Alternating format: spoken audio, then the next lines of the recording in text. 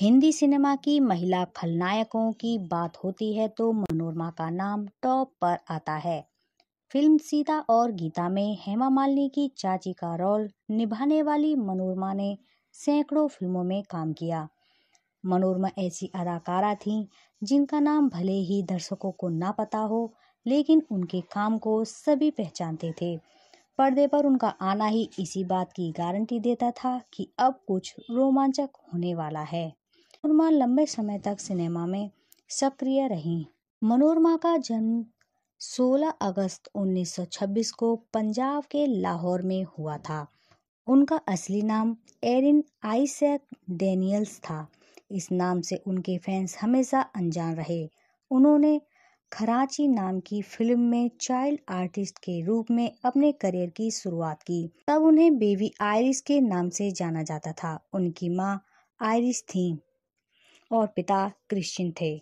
जब वह बंटवारे के बाद भारत आई तो एक्टर चंद्रमोहन ने उनका नाम प्रोड्यूसर्स को सुझाना शुरू कर दिया।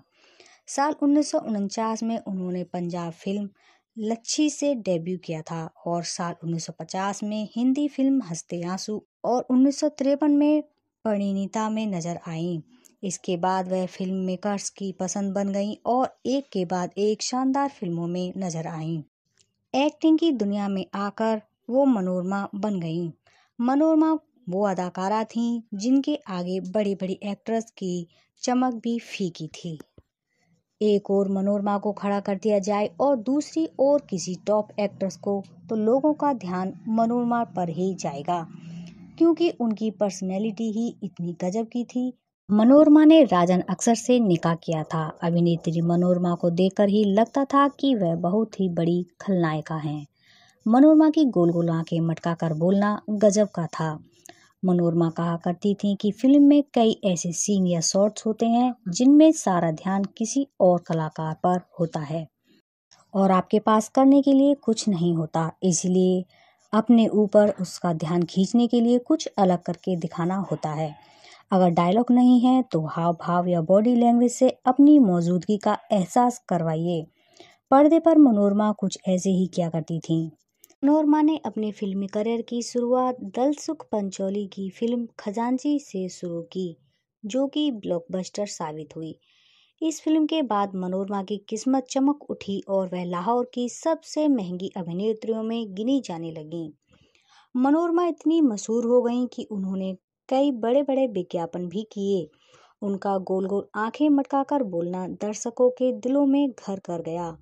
मनोरमा अक्सर एक अत्याचारी चाची या सौतेली माँ की भूमिका निभाया करती थीं, जो पूरे मेकअप में रहती थीं और गुस्से में आंखें और मुंह बनाती थीं। मनोरमा ने हिंदी के अलावा पंजाबी फिल्मों में भी काम किया। मनोरमा ने अपने फिल्मी करियर में 100 से भी ज़्यादा फिल्में की। ज़्यादातर फिल्मों में मनोरमा ने नेगेटिव किरदार निभाया।